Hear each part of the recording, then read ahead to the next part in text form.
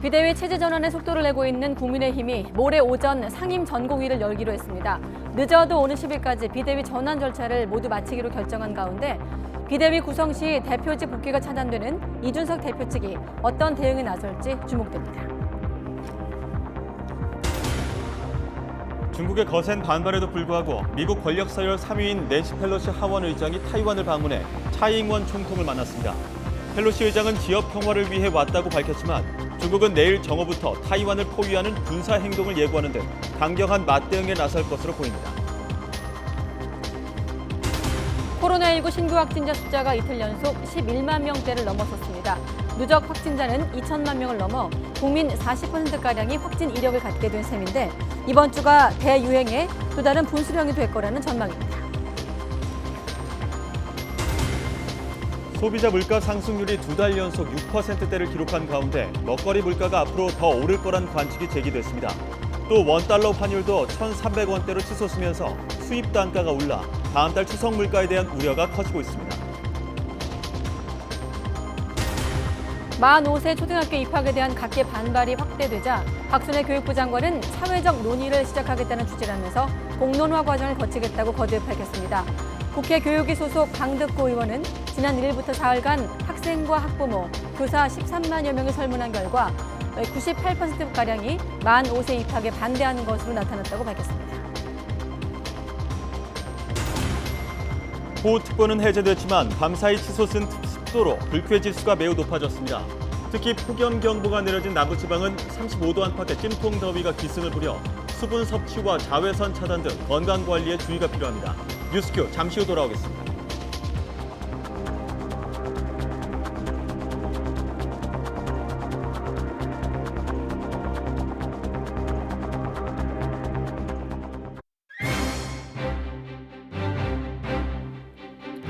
네, 여러분 안녕하십니까? 가장 빠른 종합뉴스 뉴스큐 시작합니다. 네, 불쑥 꺼내든 정책으로 거센 반발에 부딪힌 뒤 오락가락 해명 끝에 뒤늦게 공론화 카드까지 꺼내들었습니다마는 의견 수렴이 사실상 출구 전략 아니냐는 비판까지 나오고 있고 한다 해도 갈등이 예상되고 있습니다. 만 5세 입학 얘기입니다. 오늘은 임태희 경기도 교육감과 이 문제 포함해서 교육 현안 질문해 보겠습니다.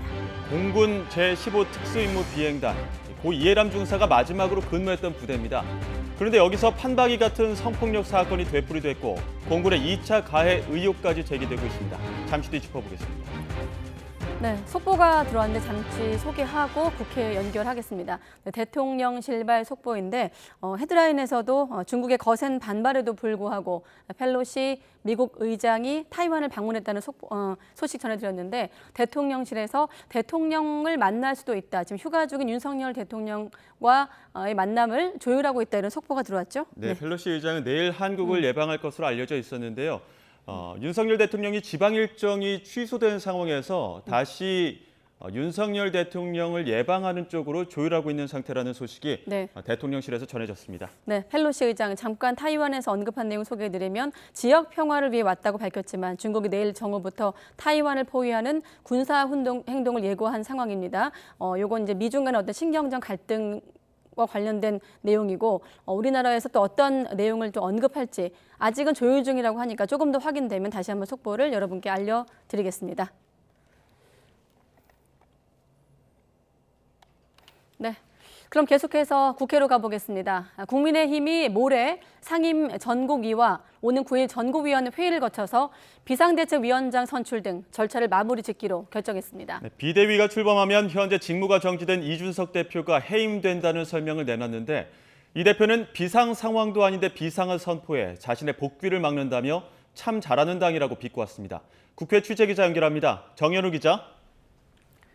네, 국회입니다. 네, 비대위 전환 관련 사안을 결정하기 위한 국민의힘 전국위원회 일정이 나왔군요. 네, 그렇습니다. 서병수 국민의힘 전국위원회 의장이 국회에서 기자회견을 열고 비상대책위원회 전환을 논의하기 위한 회의 일정들을 확정했다고 발표했습니다. 우선 모레 오전 상임 전국위원회에서 당이 비상 상황인지 유권 해석을 하게 됩니다. 여기서 비상이라는 결정이 나오면 오는 9일 전국위원회를 열고 당헌 개정안을 의결해서 권성동 원내대표에게 비대위원장 임명 권한을 부여하는 절차를 밟습니다. 이때 곧바로 비상대책위원장을 임명하는 절차를 진행하겠다는 계획인데요. 서 의장은 늦어도 오는 10일까지 상임 전국위와 전국위 등 비대위 전환 절차를 마무리할 방침이라고 설명했습니다. 서 의장은 비대위 출범 시 기존 최고위원회의가 해산되기 때문에 이준석 대표는 권한을 잃게 될 거라며 그 전에 명예롭게 사퇴하는 게 어떻겠냐고 말하기도 했습니다. 들어보겠습니다. 대치하는 것보다는 소통을 통해서 이준석 대표가 명예롭게 사퇴를 하고 향후 앞으로 자기도 정치적인 어떤 진로를 계속할 수 있는 그런 방안을 찾아서 이렇게 매듭을 짓는 것이. 네, 이에 대해서 이준석 대표 참 잘하는 당이다 이렇게 비꼬면서 반발하고 있지 않습니까? 네, 그렇습니다. 서병수 의장 기자회견 직후에 이준석 대표는 SNS에 글을 올려서 자신의 복귀를 막는 판단을 미리 해놓고 그 판단을 어떻게든 실현하려 하는 것 같다고 비판했습니다. 당원 당규를 바꾸고 비상이 아닌데도 비상을 선포하려 한다고 주장하면서 사퇴한 최고위원이 투표한 결과라며 절차적 정당성도 문제 삼았습니다. 내부 총질하던 당대표가 바뀌니 참 달라졌고 참 잘하는 당이 됐다며 앞서 유출된 윤 대통령과 권성동 원내대표 사이 문자에서 나온 말을 인용해서 비꼬기도 했습니다. 이 대표 측은 가처분 신청을 비롯한 법적 조치도 고려하고 있어서 내홍이 쉽게 가라앉지 않을 것으로 보이는데요. 다른 의원들도 비대위 전환에 대해 공개적인 비판 입장을 밝히기도 했습니다. 하태경 의원은 SNS에서 젊은 당대표 몰아내기를 위한 당원 당규 개정밖에 안 될 거라며 비대위 출범이 당의 위기를 심화시킬 거라고 지적했습니다. 조혜진 의원도 기자들에게 내년 1월 복귀하는 이 대표의 지위가 어떤 근거로 사라질 수 있다고 말하느냐며 비대위 출범과 전당대회 개최에 반대의 입장을 밝혔습니다.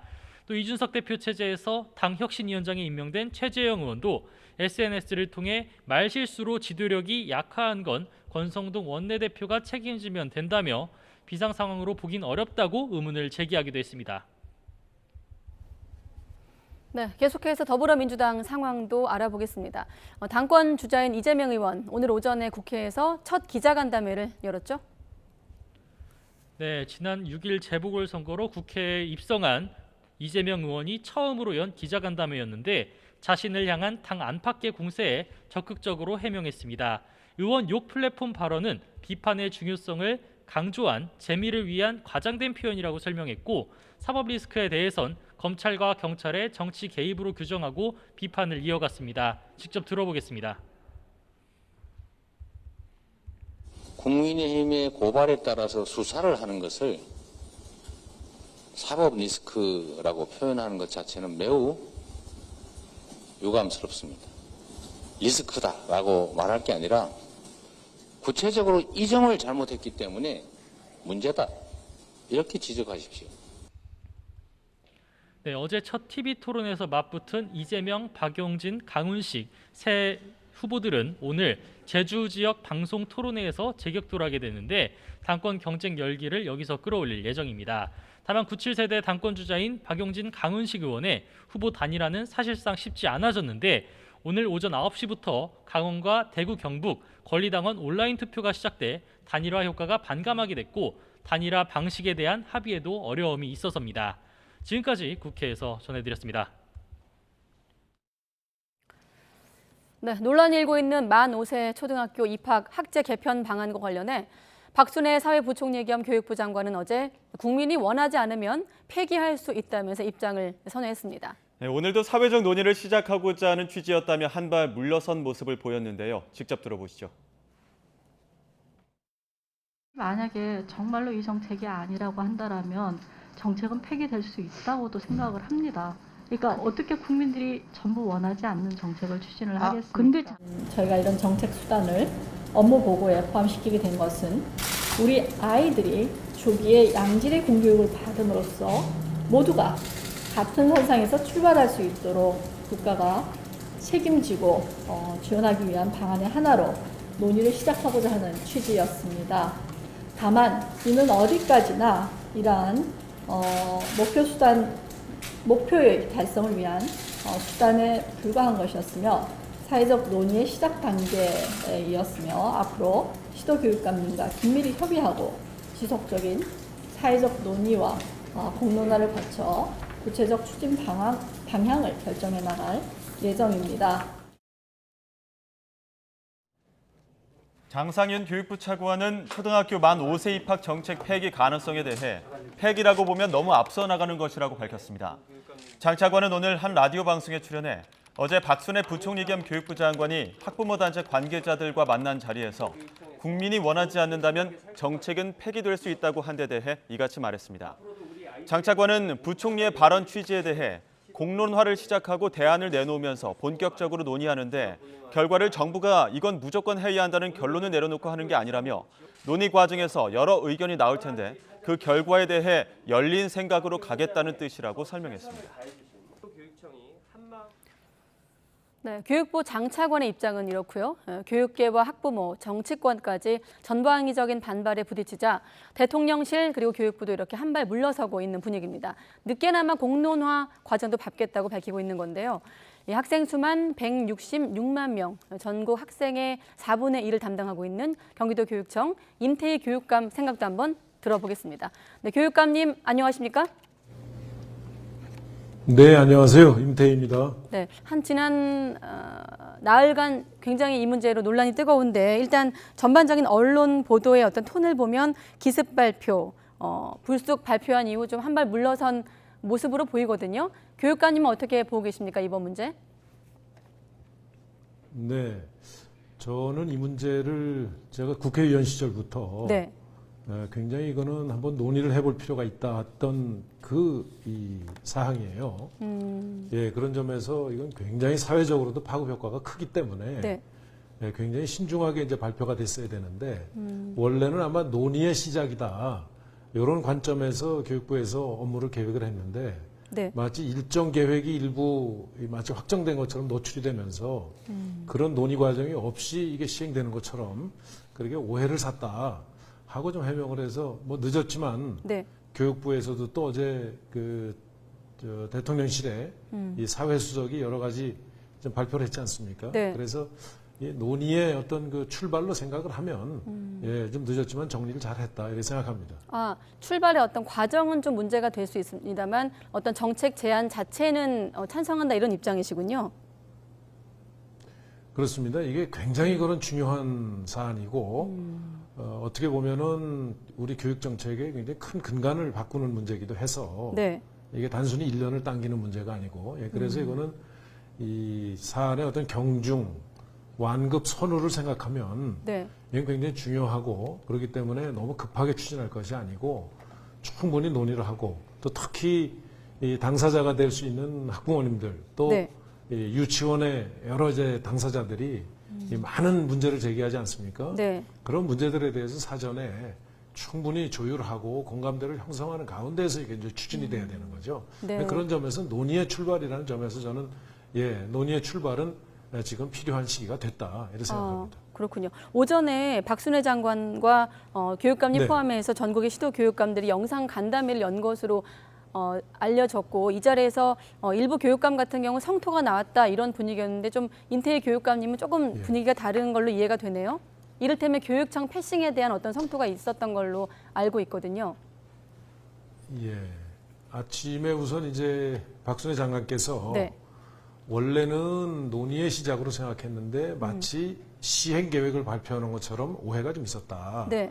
그래서 언론 보도하고는 조금 다른 식으로 이게 대통령께 보고된 걸로 이렇게 설명을 했었습니다. 네. 예, 근데 그렇다 하더라도 이건 중요한 사안이기 때문에 몇몇 교육감들께서는 이런 논의 과정이 생략된 거에 대해서 굉장히 이건 아쉽다. 그리고 교육부가 이건 이게 무리하게 추진할 사항이 아니다. 또 현실 여건이 네. 또 이렇게 당기는 것만이 능사냐 하는 지적이 있었어요. 또 네. 그러면서도 여러 가지 이제 교육부가 생각하는 그 취지의 설명을 듣고는 어쨌든 국가교육위원회가 이 문제는 좀 논의를 해서 네. 이 공론화를 해나가고 그 과정을 통해서 이게 결정이 돼야 될 사안이다.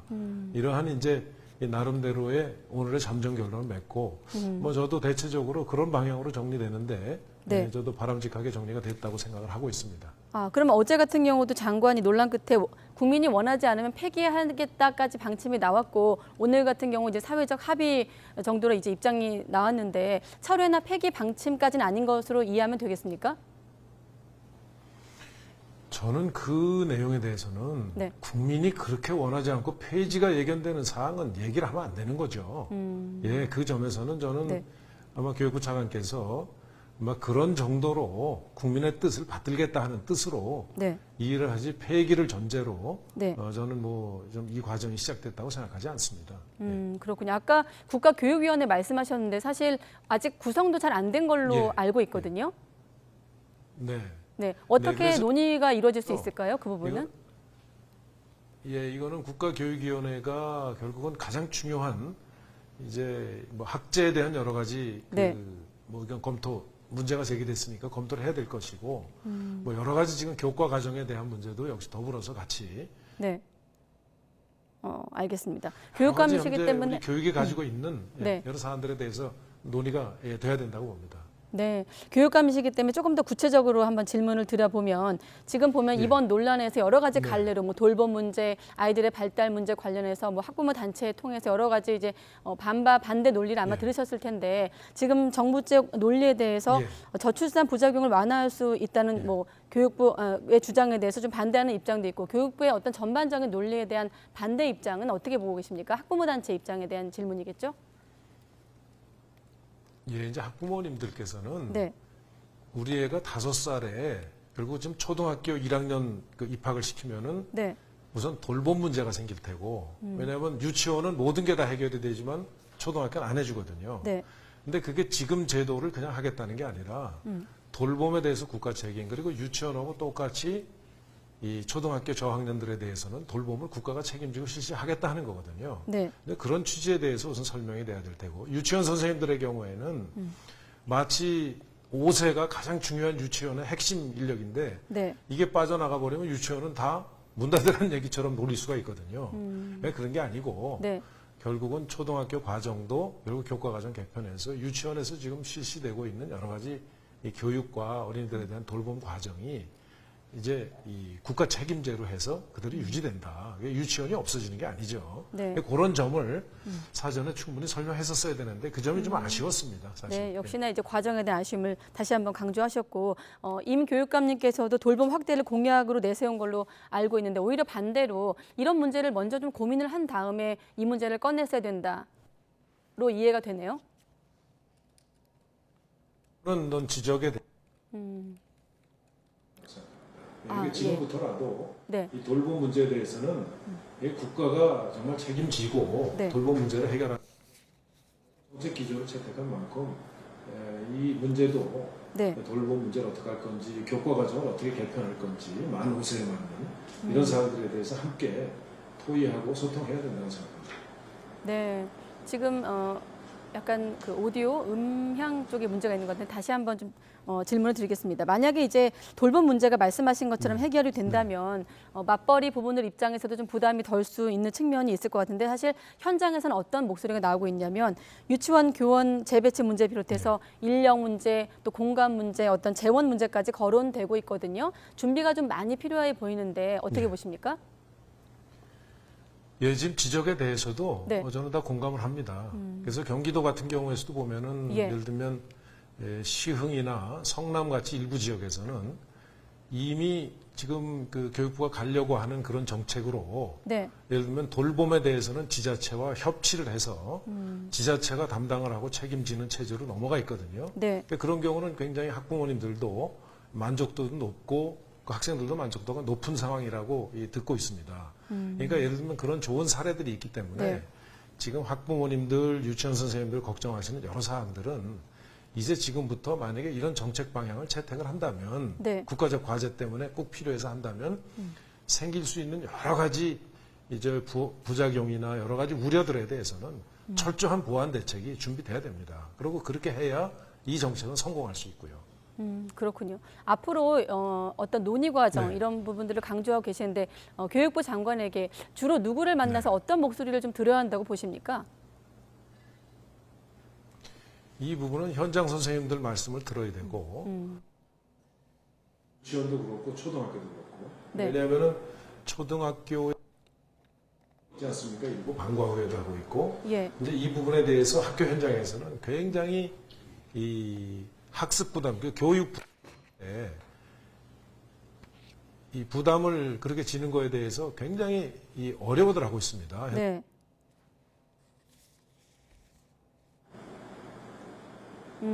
네, 죄송합니다. 지금 저희가 음향 문제가 있어서 지금 교육감님 목소리가 잘 안 들려서 다시 한번 좀 지금 질문을. 진행되는 건가요?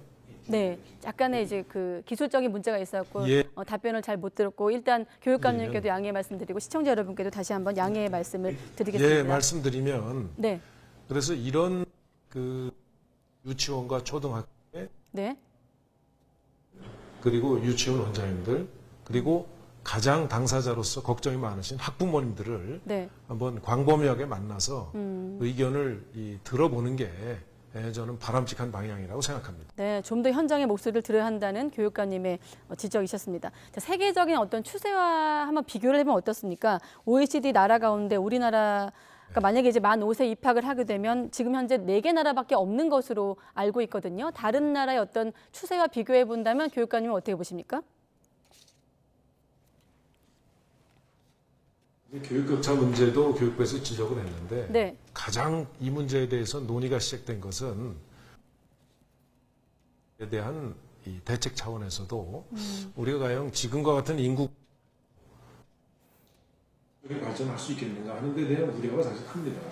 그런 점에서 보면은 네. 우리 학생들이 외국은 20대 초반이면 나오는데 사회에 네. 우리는 20대 후반 30대 돼서 사회에 진출하는 이 구조로 되어 있단 말이죠. 그래서 가급적이면은 사회 진출 시기를 당겨서 네. 부모가 직장을 다니고 있을 때 그 자녀들도 사회에서 자립할 수 있게 네. 이런 이 사회 이 시스템을 갖추는 것이 바람직하다. 선진국들이 우리나라하고는 저출산 고령화에 대한 근본적인 문제가 다릅니다. 우리나라는 세계에서 가장 빠른 속도로 지금 고령화가 되고 있기 때문에 여러 가지 선진국에서 또 다른 나라에서 하지 않는 이런 대책이 지금 절실한 저는 이런 상황이라고 생각합니다. 네, 자 음향 상태가 좀 안정된 것 같아서 제가 추가 질문 한 가지만 드리겠습니다. 오늘 교육감님 어렵게 연결했기 때문에 예. 다른 현안인데 교육부가 지난주에 자사고는 유지하되 외고는 폐지하겠다 이런 방침을 밝혔거든요. 이게 이제 대통령의 특목고 존치 네. 공약과 배치가 되면서 일부 논란이 일고 있는 부분이 있고 또 교육감께서는 특목고나 자사고 유지 방침을 약속한 걸로 이제 공약으로 알고 있는데 여기에 대한 임태희 교육감님의 생각을 들어볼 수 있을까요? 교육의 가장 큰 방향은 네, 획일적인 교육을 벗어나서 정말 다양한 교육의 수요를 담아낼 수 있어야 된다고 생각합니다. 네. 그런 점에서 다양한 교육 수요를 뒷받침하기 위한 여러 가지 제도들, 지금 말씀하신 그런 네. 학교의 유형은 다양하게 저는 허용이 돼야 된다는 생각을 가지고 있습니다. 네. 그 외고 존치 방향에 대해서는 어떤 입장이십니까?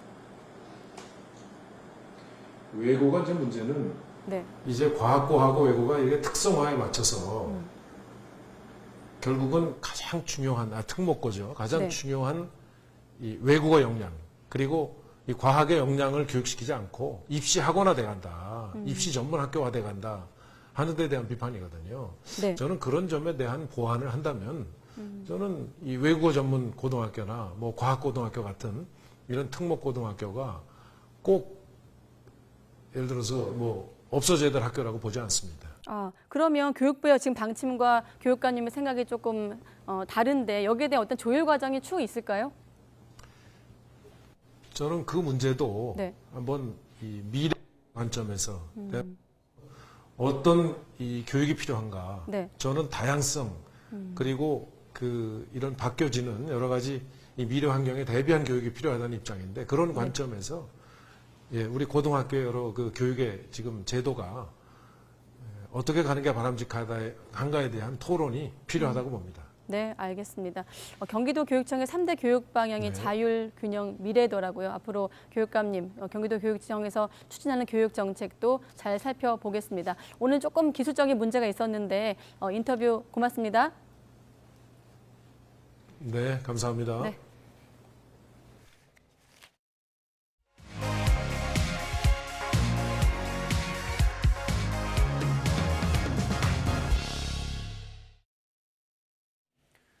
네, 지난 밤사이 전국에 1000번이 넘는 낙뢰가 치는 등 요란한 비가 내렸습니다. 하지만 낮에는 푹푹 찌는 찜통더위가 더 심해지고 있는데요. 낮과 밤에 서로 다른 날씨가 나타나는 원인, 그리고 앞으로 날씨 전망까지 취재기자 연결해 알아보겠습니다. 정혜윤 기자. 네, 문화생활과학부입니다. 네, 밤사이에 서울엔 잠을 설칠 정도로 벼락도 잦고 비도 무척 강했습니다. 원인이 어디에 있습니까? 네, 5호 태풍 송다가 몰고 온 수증기가 대기에 가득 찬 것이 가장 큰 원인입니다. 비구름이 만들어질 재료가 충분했던 건데요. 거기에 북태평양 고기압 가장자리에 들어 대기가 불안정하고 밤이 되면서 하강 상승 기류가 강해지면서 강력한 비구름이 만들어졌습니다. 기상청은 오늘 0시부터 오전 9시 사이 전국에 무려 1005번의 낙뢰가 발생했고 특히 서울, 경기와 인천에서만 절반이 넘는 132번의 낙뢰가 관측됐다고 밝혔습니다. 오늘도 경기 동부와 영서, 남해안 일부 지방에는 벼락을 동반한 시간당 20mm 안팎의 다소 강한 비가 더 내릴 것으로 보여서 조금 더 주의가 필요하겠습니다. 내일부터는 대기 불안정이 해소되겠지만 습도가 워낙 높기 때문에 곳곳에 강한 소나기가 자주 지날 것으로 보입니다. 네, 비가 내리면 더위라도 누그러져야 되는데 그렇지도 않습니다. 남부지방은 폭염특보가 더 강화된다고요? 네, 그렇습니다. 남부지방은 오늘 오전 10시를 기해서 폭염경보 지역이 더 확대 강화했습니다. 현재 남부 대부분 지역이 폭염경보입니다. 중부지방도 서울을 제외한 대부분 지역에 폭염주의보가 발효 중입니다. 특히 내일부터는 북태평양 고기압이 본격 확장하면서 더위가 더 심해지겠습니다. 당분간 남부지방은 35도를 오르내리는 찜통더위가 기승을 부리겠고 서울 등 중부지방도 33도 안팎의 무더위가 예상됩니다. 이런 무더위는 밤까지 이어져 전국 대부분 지방에서 열대야가 나타나겠습니다.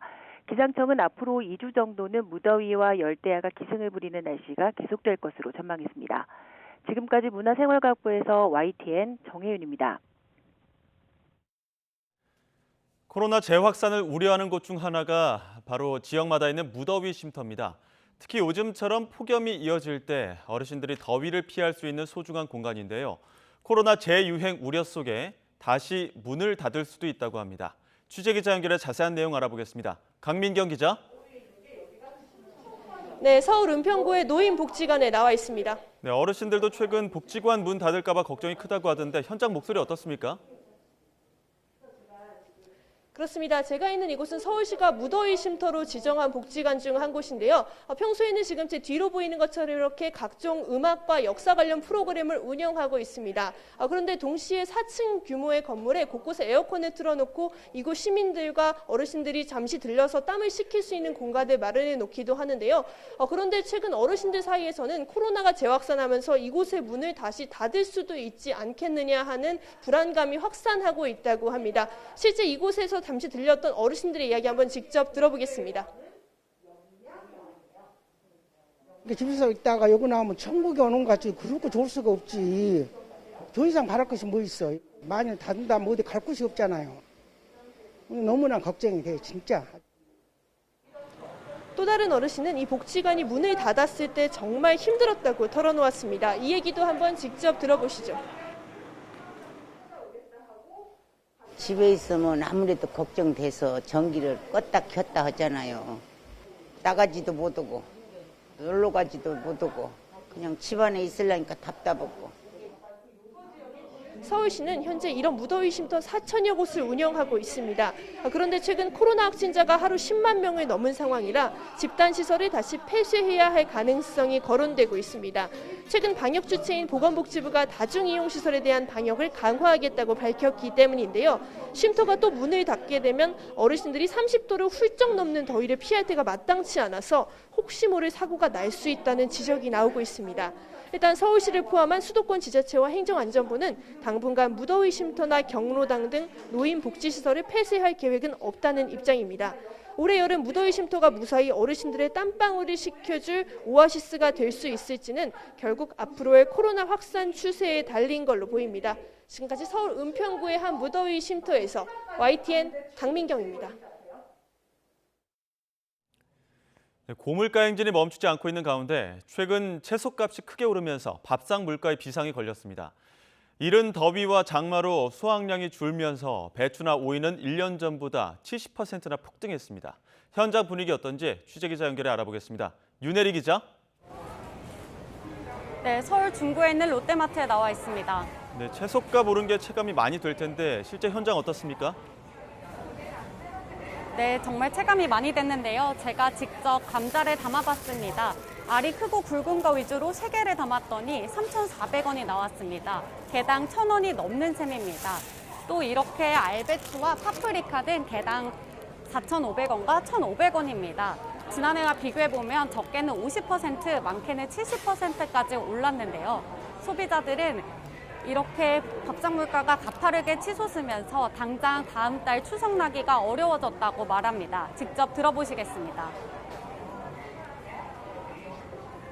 가격이 많이 오르다 보니까 비용 면에서도 그렇고 아무래도 간소하게 좀 예년보다는 다르게 간소하게 추석도 보내야 되지 않을까 그런 생각이 듭니다.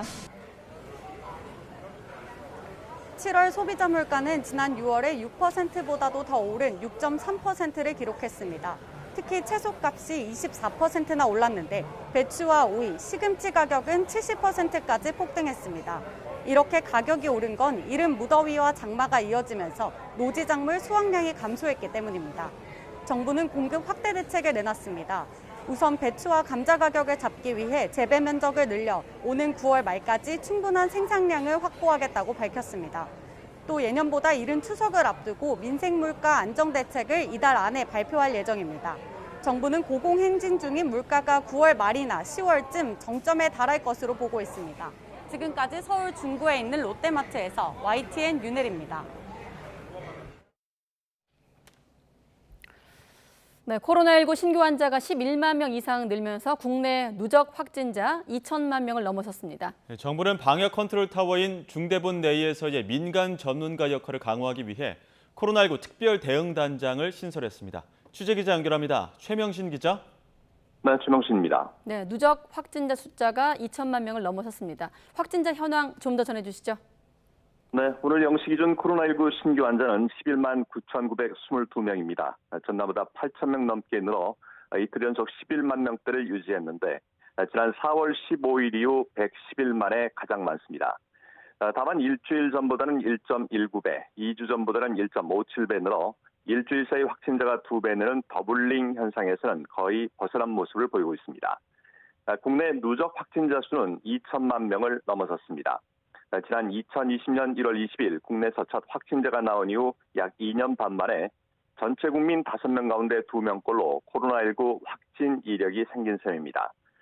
최근 확진자 증가세가 다소 둔화된 양상을 보이는 것과 관련해 일부 방역 전문가들은 이번 주와 다음 주 사이 유행이 정점을 지나고 유행 규모도 당초 예상보다 절반 아래가 될 것으로 예측했습니다.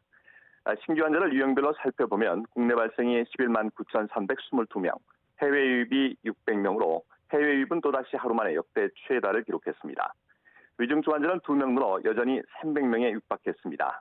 하루 새 숨진 환자는 26명 나왔습니다. 또 전파력이 높은 BA.2.75 변이 감염 환자는 5명 추가돼 누적 14명으로 늘었습니다. 추가 확진자는 모두 해외 유입 사례입니다. 네팔을 다녀온 충남 거주 30대는 경증으로 재택 치료 후 격리 해제됐습니다. 다른 4명은 모두 인천 출신으로 인도에서 입국했는데 이 가운데 3명은 일가족입니다. 3차 접종을 완료한 30대 1명과 미접종자인 10세 미만 2명이 포함됐는데요. 10세 미만에서 BA.2.75가 확인된 건 이번이 처음입니다. 이들은 모두 경증으로 현재 재택 치료를 받고 있습니다. 네, 민간 전문가 역할을 강화하기로 했다고 하는데 이건 어떤 내용입니까? 네, 정부는 중대본 내에서의 민간 전문가의 역할을 강화하기 위해 코로나19 특별 대응 단장을 신설했습니다. 대응 단장은 국가감염병 위기대응 자문위원회 위원장으로도 활동하고 있는 정기석 한림대 호흡기내과 교수가 임명됐습니다. 정 단장은 중대본 회의에 매번 참석해 의견을 개진하고 의사결정 근거와 이슈 등을 설명하는 브리핑을 실시해 대국민 소통을 할 계획입니다. 정 단장은 오늘 첫 브리핑에서 경우에 따라선 전문 지식을 활용해 적극적으로 반대 의견을 내고 필요하다면 감시 기능을 작동해 정책이 제대로 가고 있는지 현장에서 실행이 되는지 모니터링하겠다고 말했습니다. 정 단장은 그러면서 4차 접종의 필요성을 강조했습니다. 4차 접종을 맞아도 감염을 피할 확률이 그렇게 높진 않지만 4차 접종의 중증 예방 효과가 51%, 사망 예방 효과가 53%에 달하는 만큼 4차 접종으로 위험을 피해가야 한다고 설명했습니다. 정 단장은 BA.2.75 변이가 델타 플러스처럼 우세종이 되지 못하고 끝난다면 이번 유행은 피크를 친 뒤 내려갈 수밖에 없다며 걱정되는 건 전 국민의 면역이 골고루 떨어지게 되는 이번 겨울의 입구라고 경계했습니다. 그러면서 이 부분에 맞춰 정책이 잘 수립돼 큰 문제 없이 넘어갈 수 있도록 적극적으로 제안하겠다고 강조했습니다. 지금까지 사회부에서 YTN 최명순입니다.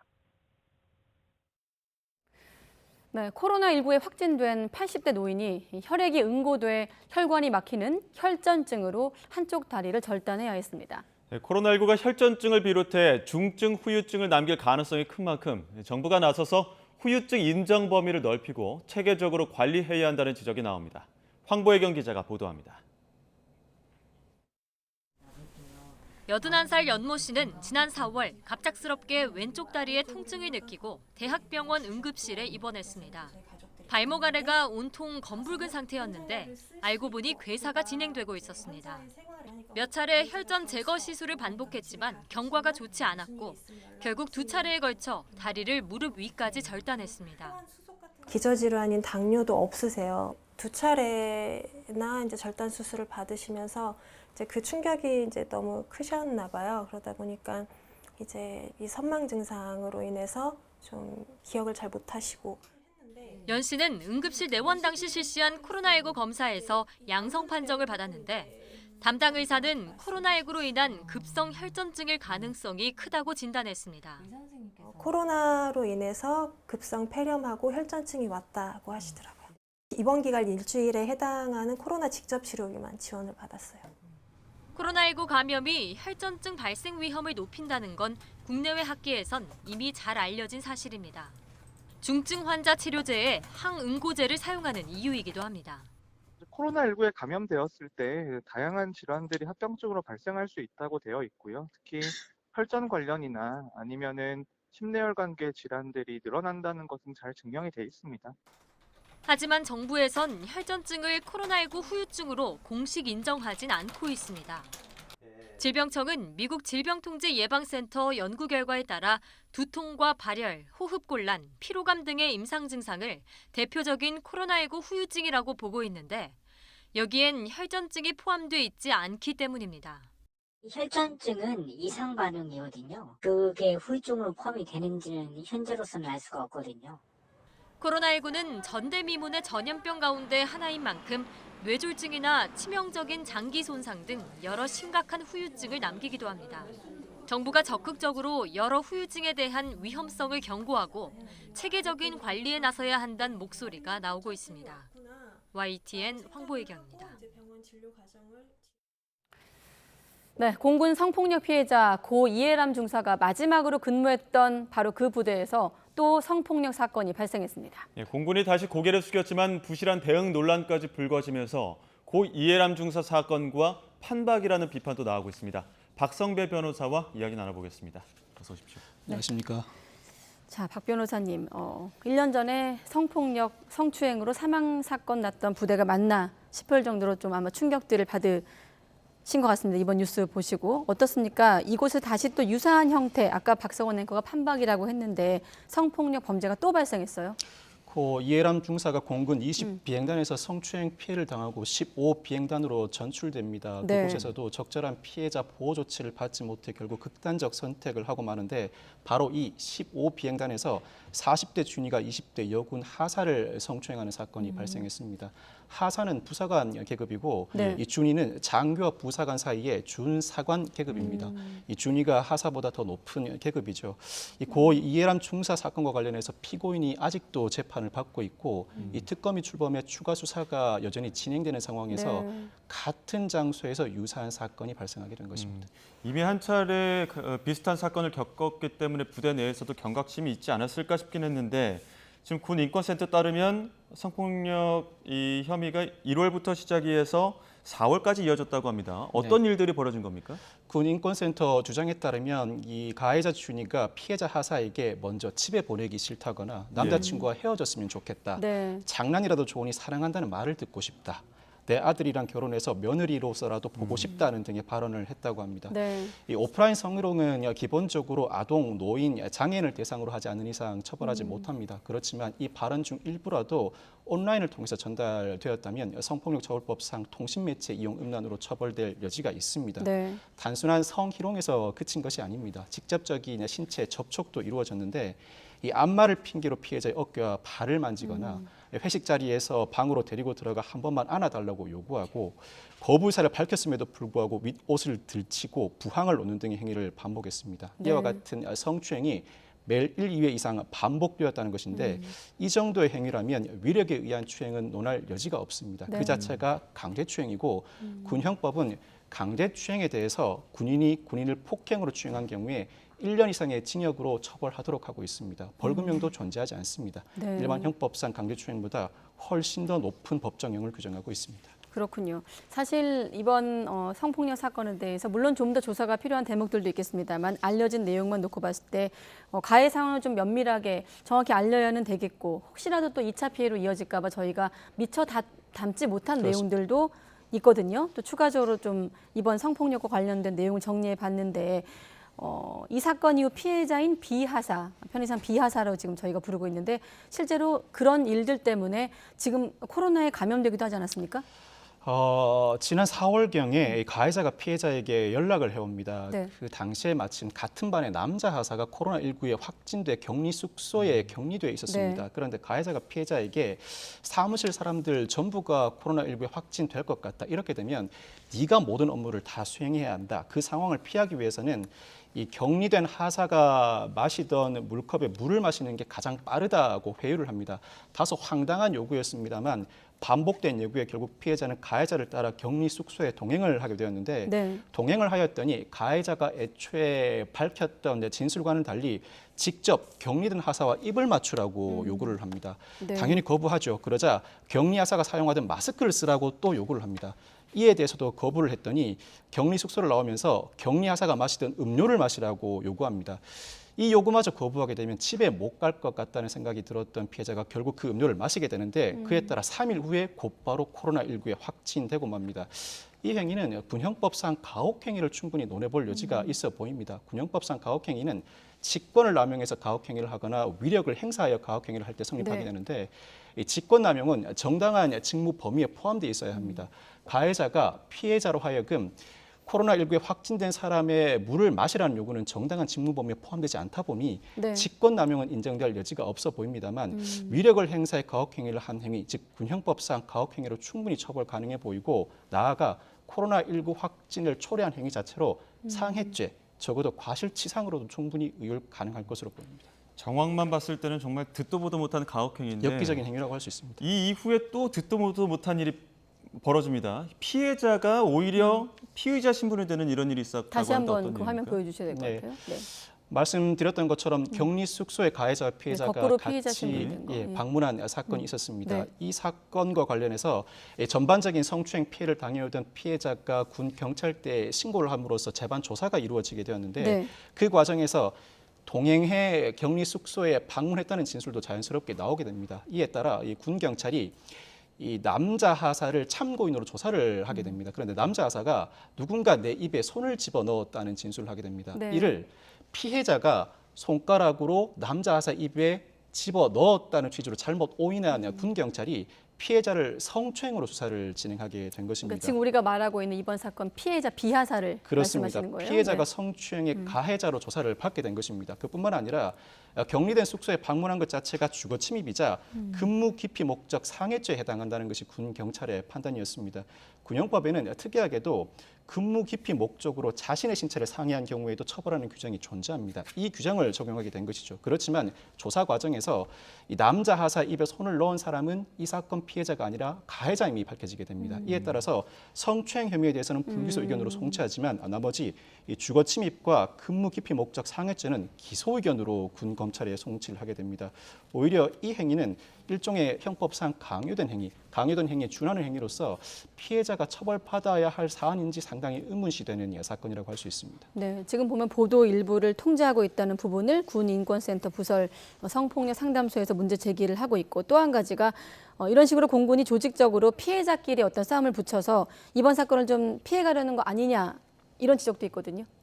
이 공군이 이 남군 하사가 이 극도의 불안감, 2차 피해를 호소하면서 관련 보도를 하지 않기를 바란다면서 남군 하사를 방패 삼아 보도 일체를 통제하려 한다는 주장이 군 인권센터의 주장입니다. 네. 말씀드린 것처럼 이 남군 하사가 일종의 성추행 피해를 당했습니다. 그렇지만 그 사건의 가해자는 이 사건 피해자가 아니라 이 사건 가해자입니다. 이 사건 가해자인 준이가 두 사람에 걸쳐서 성추행 가해를 가하게 된 것입니다. 그렇다면 이 사건 피해자에 관련된 보도 자체를 막을 여지는 없다고 봅니다. 다만 이 참고인이었던 남군 하사의 성추행 피해와 관련해서는 이 남군 하사 스스로가 보도에 상당히 부담을 느낀다면 이 사건 가해자인, 즉 자신에게 가해를 가한 이 남성 준이와 관련된 보도에는 일부 주의할 필요가 있어 보입니다. 예. 그렇다면 피해자인 여군 하사의 이야기를 다시 한번 조금 더 짚어봐야 될 것 같습니다. 즉 가해자인 남군 준이가 네네. 피해자인 여군 하사에게 어떤 상황을 피하거나 거부 의사를 밝히면 불이익을 주기도 했다는데 이건 어떤 내용입니까?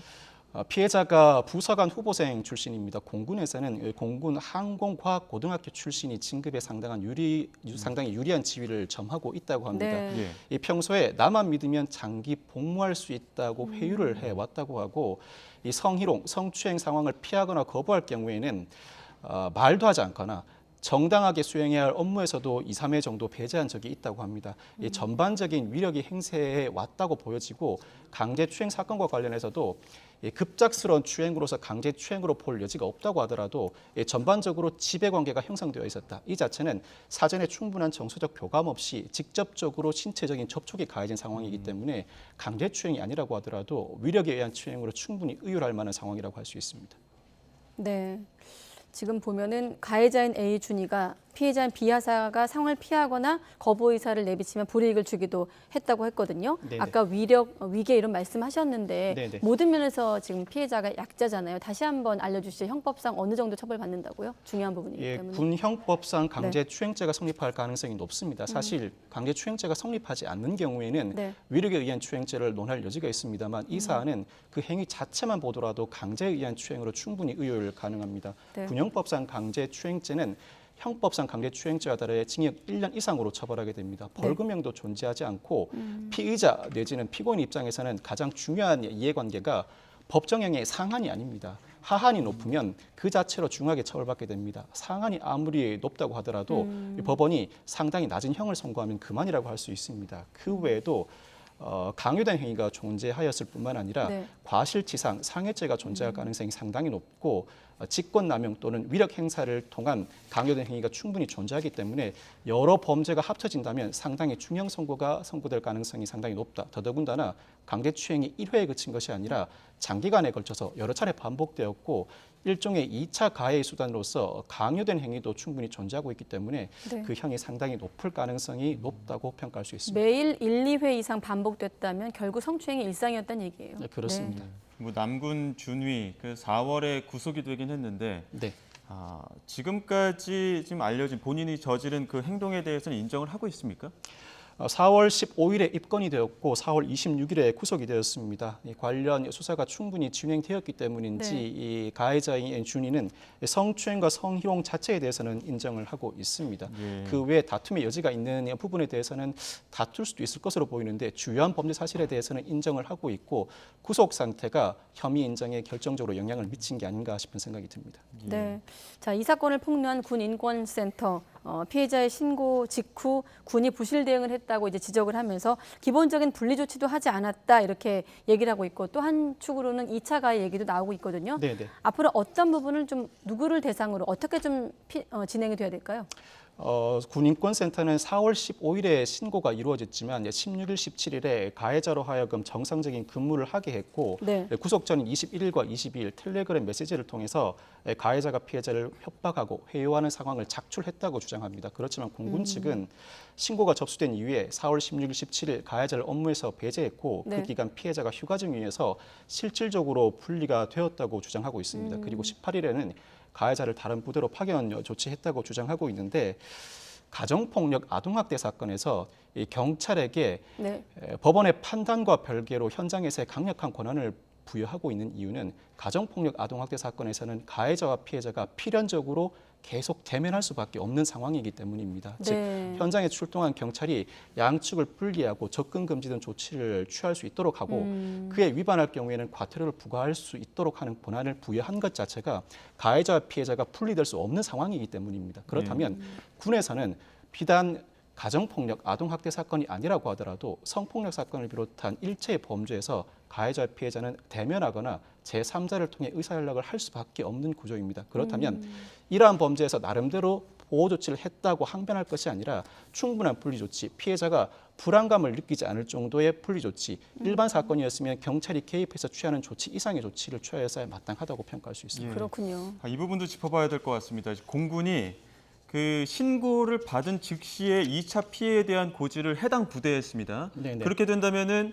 이제 가해자인 남군 준이는 이거 나에 대한 신고가 들어왔구나라고 하면서 증거 인멸이나 은폐할 시간 어떤 여지를 준 거 아닙니까? 이 부분은 수사의 정도에 달려 있다고 할 수 있습니다. 이 수사 신고가 접수된 경우에 먼저 피해자부터 조사를 진행하고 이후에 관련 자료를 수집한 뒤 피의자를 조사하게 됩니다. 예? 피해자를 조사하는 과정에서 성범죄 사건 등 피의자가 혐의를 부인할 경우에 입증이 상당히 곤란한 사건의 경우에는 관련 자료를 충분히 수집한 다음에 피의자에게 사실관계를 고지하고 조사에 응하라는 요구를 해야 함이 마땅합니다. 예. 그와 같은 조치가 충분히 선행되지 않은 상황에서 2차 피해를 방지한다는 명목이긴 합니다만 이러한 신고가 접수되었다는 사실을 알린 것만으로도 성범죄 사건에서 관련자들의 진술을 유도해낼 만한 기회와 시간을 부여했다는 비판에서 면하지 못할 것으로 보입니다. 네, 이 마지막 질문이 될 것 같아요. 이 질문을 고 이해람 중사 사건 때도 질문을 드렸던 것 같은데 사실 지금 공군이 깊이 사과하겠다면서 민간의 자문을 구해 사건 처리하겠다라고 얘기를 하고 있거든요. 쭉 얘기를 들어보면 지금 성폭력 사건의 어떤 기본적인 매뉴얼조차 지키지 않았던 걸로 드러나고 있는데 자 어떻습니까, 변호사님? 무엇이 가장 핵심적인 문제고 앞으로 또 이런 질문 드립니다만 제도적으로 무엇이 뒷받침돼야 될까요? 고 이해람 중사 피고인에 대한 재판에서 1심에서 징역 9년이 선고되었습니다만 항소심에서 징역 7년으로 감형되었습니다. 네. 감형된 가장 주요한 이유가 특가법상 보복 혐의가 인정되지 않는다는 취지였습니다. 내가 극단적인 선택을 하겠다는 발언 외에 또 다른 해악의 고지가 없었다는 취지였는데 그와 같은 판시를 하면서 재판부가 피고인으로 인해서 피해자가 큰 정신적 고통을 겪어왔고 그로 인해 극단적 선택을 한 것으로 보이지만 그 책임을 모두 피고인에게 돌릴 수는 없다. 군이 적절하게 피해자 보호 조치를 다하지 않은 책임도 상당히 크다고 판시를 했습니다. 그렇다면 현재도 성범죄 사건이 발생했을 때 군이 적절하게 피해자 보호 조치를 다하고 있는가 상당한 의문이 듭니다.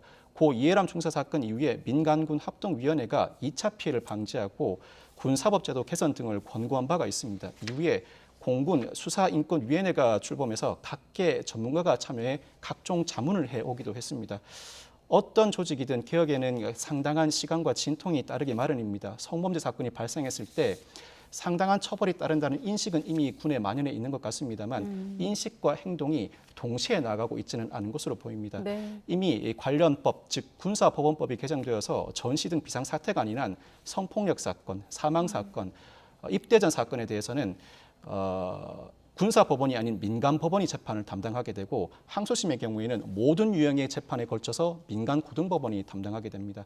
군으로서는 상당한 충격파라고 할 수 있는데 그 과정에서 국방부와 경찰이 이관 업무에 대해 협조를 한 바가 있습니다. 그런데 그 가운데 성폭력 사건 자체는 민간 경찰이 담당하지만 2차 가해에 대해서는 국방부가 여전히 담당한다는 합의를 하기에 이릅니다. 이른바 아까 말씀드렸던 3대 범죄 2차 가해는 포함되지 않는다는 것입니다. 네. 최근에 도입된 제도다 보니 그 제도 정비 과정에서 면밀하지 못한 부분이 있고 각종 자문기구를 통해 군의 개혁을 이끌어내려는 노력이 있지만 군 내부적으로 구성원들의 인식 변화가 그에 따라오지 못하는 것으로 보입니다. 네. 인식을 행동이 아직은 못 따라가고 있다까지 그렇습니다. 듣겠습니다. 네, 고 이해람 중사 부대에서 또 발생한 성폭력 사건 박성배 변호사와 짚어봤습니다. 네, 변호사님 고맙습니다. 네, 감사합니다.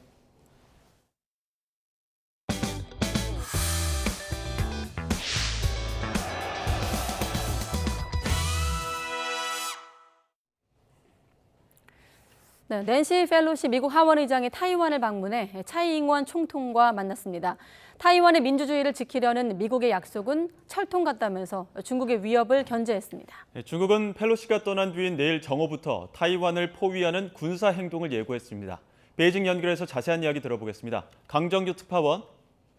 네, 베이징입니다. 네, 먼저 펠로시 의장의 타이완 현지 일정부터 정리해보죠. 네, 펠로시 의장은 당초 알려진 것보다 조금 늦게 차이잉원 타이완 총통을 만났습니다. 훈장 수여에 이어 오찬을 함께하며 돈독한 우위를 과시했습니다. 펠로시 의장은 타이완의 자유와 민주주의를 지키겠다는 미국의 약속은 철통 같다고 강조했습니다. 우리의 국회격인 입법원을 방문하고 중국 반체제 인사들도 찾았습니다. 1989년天安문 사태 당시 학생 지도자 등 중국의 탄압을 피해 타이완으로 망명한 이들입니다. 타이완을 대표하는 반도체 생산 기업 TSMC 회장과도 면담했습니다. 최근 미 의회를 통과한 반도체 육성법과 중국을 배제한 반도체 공급망, 칩4 등에 대한 이야기가 오간 걸로 전해졌습니다.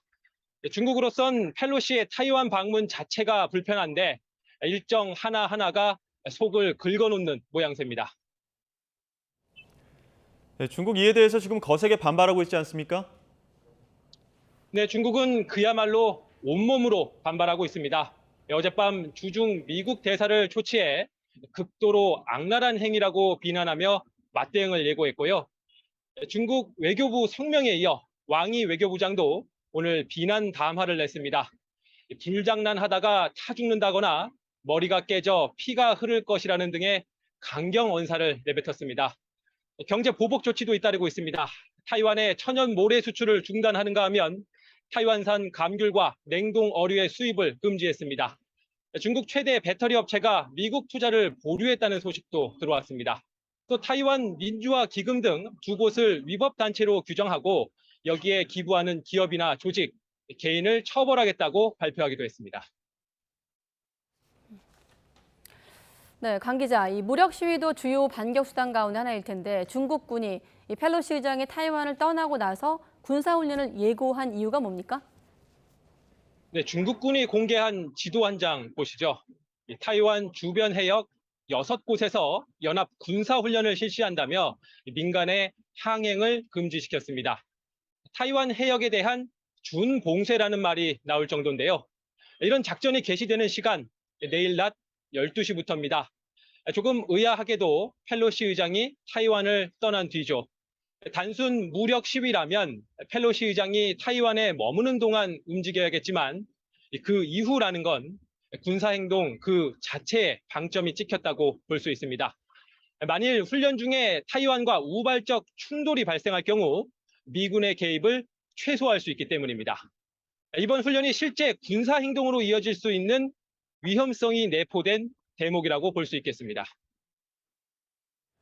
네, 이런 군사훈련 외에도 중국 지금 다양한 방식으로 강력한 반대를 표명해 왔는데 결국 펠로시 의장의 타이완 방문을 부각해준 역효과를 낸 건 아닙니까? 네, 펠로시 의장 어젯밤 현지 주민들의 열렬한 환영을 받으며 타이완 땅을 밟았습니다. 미국과 중국은 물론 우리나라를 포함한 전 세계의 이목도 집중됐죠. 군사 행동까지 시사한 중국의 격렬한 반발이 없었다면 이만큼 주목받지 못했을 겁니다. 역설적으로 중국이 펠로시의 타이완행을 띄워준 셈이 된 건데요. 그렇다고 중국이 잃기만 한 건 아닙니다. 찬반 여부를 떠나서 중국이 타이완 문제를 얼마나 중시하는지 세계에 알린 계기가 됐습니다.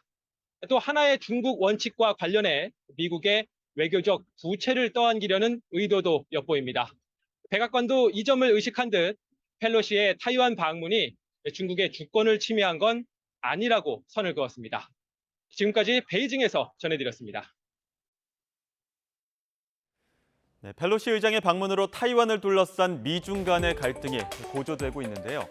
타이완과 미국 그리고 중국 간의 군사 충돌 위기, 이른바 타이완 해협 위기는 꽤 오래전부터 이어져 왔습니다.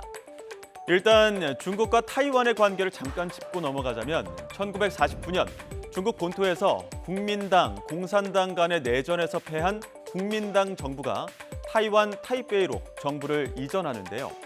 그 이후 중국 본토는 중화인민공화국, 타이완은 중화민국이라는 명칭으로 중국을 계승하는 두 개의 정부가 들어섭니다. 그때부터 하나의 중국을 원칙을 둘러싼 이 갈등이 지속되고 있는 건데요.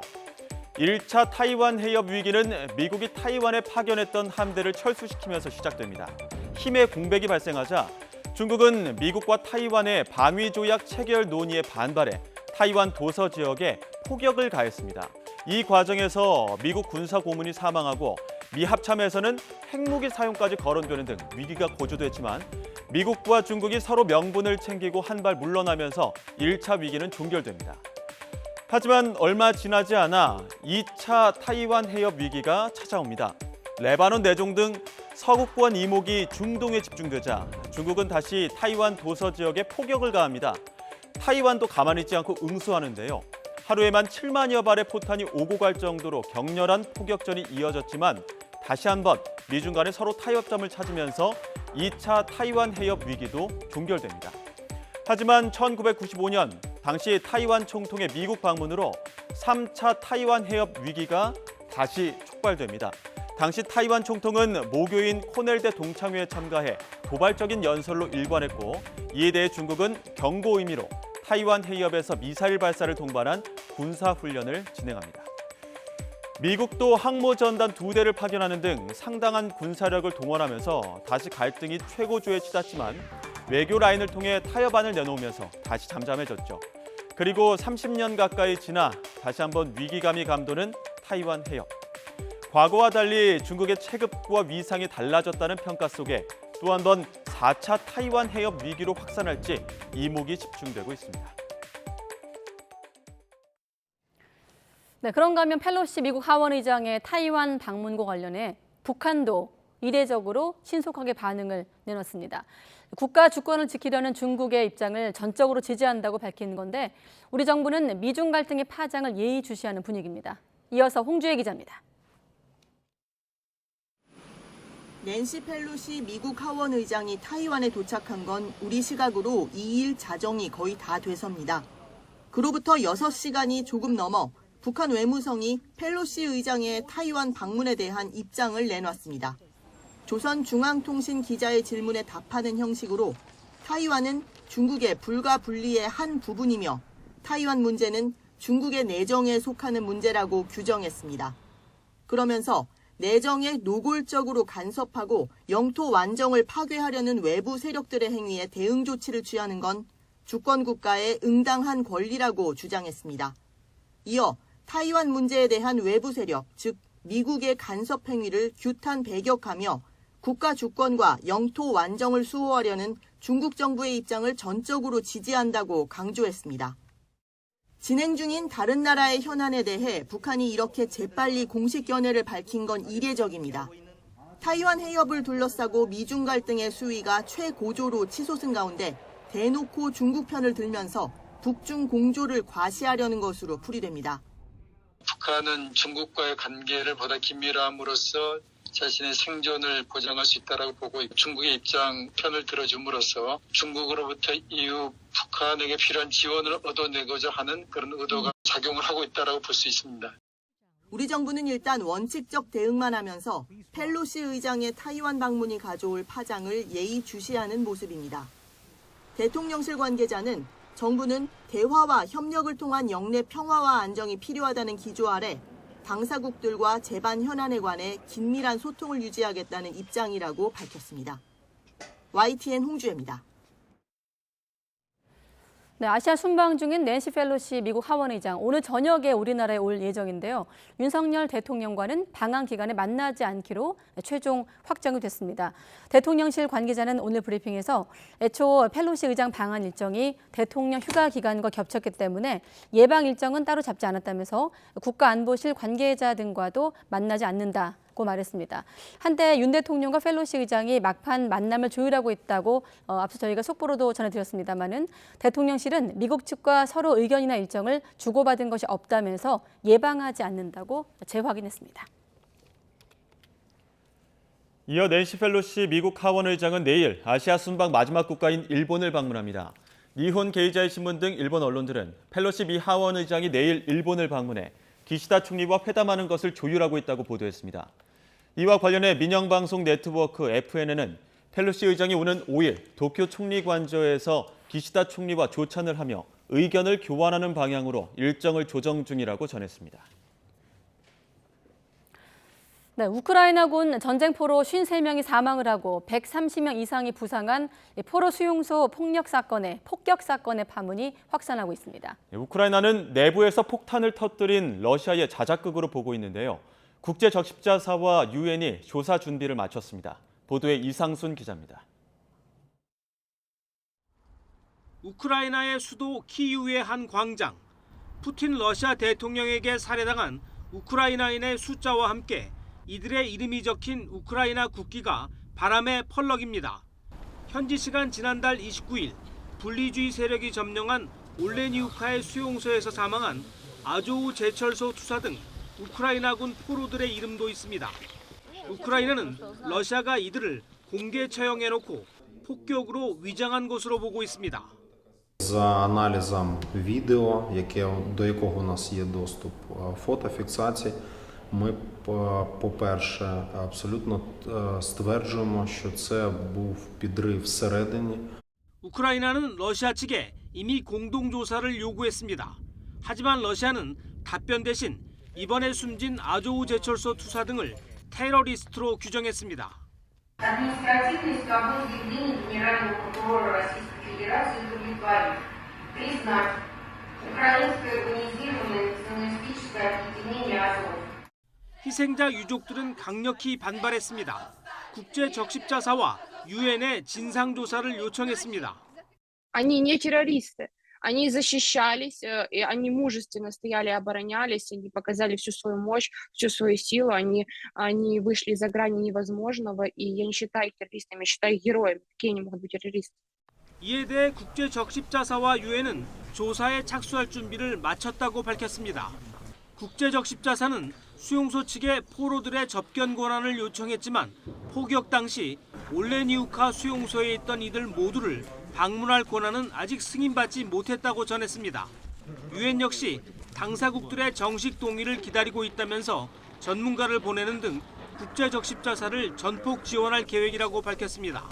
YTN 이상수입니다. 일본 후쿠시마 원전 오염수를 해양 방류하기 위한 설비 공사가 이르면 내일부터 시작될 전망이라고 일본 언론들이 전했습니다.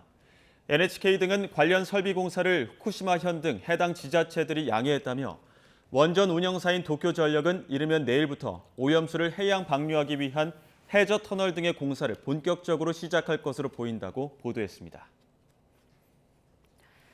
네, 회사에서, 직장에서 일을 하다가 다치면 산업재해, 이른바 산재를 신청하는 건 당연한 겁니다. 그런데 한 장애인 노동자가 일을 하다가 다쳐서 뼈가 부러지고 심지어 유산까지 했지만 산재 신청은 생각하지도 못했습니다. 회사는 직원들이 몰라서 산재 신청을 안 한 것이라며 책임이 없다고 말했습니다. 홍성욱 기자의 보도입니다. 진단키트 등 의료용품을 만드는 강원도 춘천의 한 바이오 기업입니다.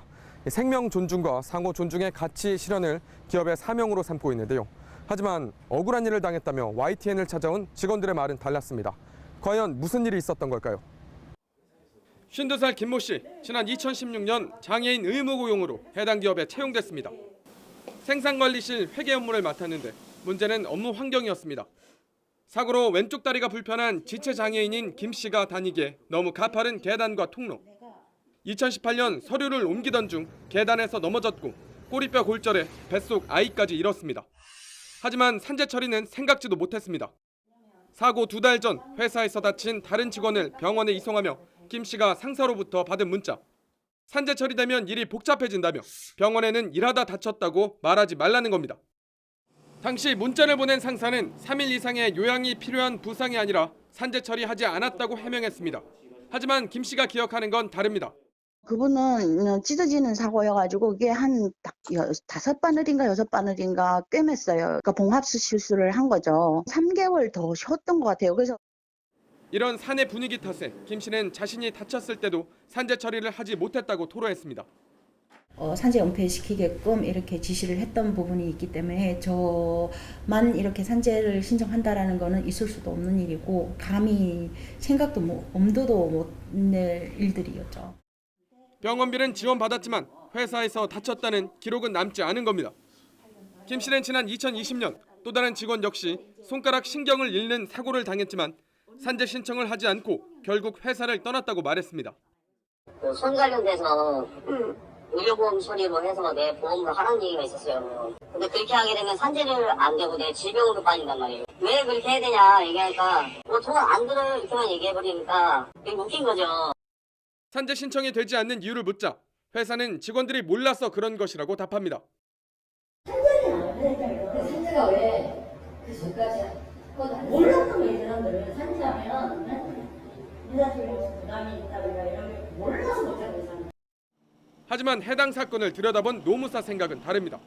문제는 회사가 그런 분위기를 조성해서 근로자로 하여금 회사가 동의를 안 해주면 산재를 못하는구나라고 인식이 되게끔 만든 문제인 거죠. 현행법상 사업주는 사망 또는 3일 이상의 휴업이 필요한 산업재해 발생 시 1개월 이내 고용노동부에 조사표를 작성 제출해야 한다고 명시하고 있습니다. YTN 홍서욱입니다. 오늘 아침 7시 40분쯤 경기 구리시 구리-포천 고속도로 서울 방향 구리터널 안에서 6중 추돌 사고가 발생했습니다.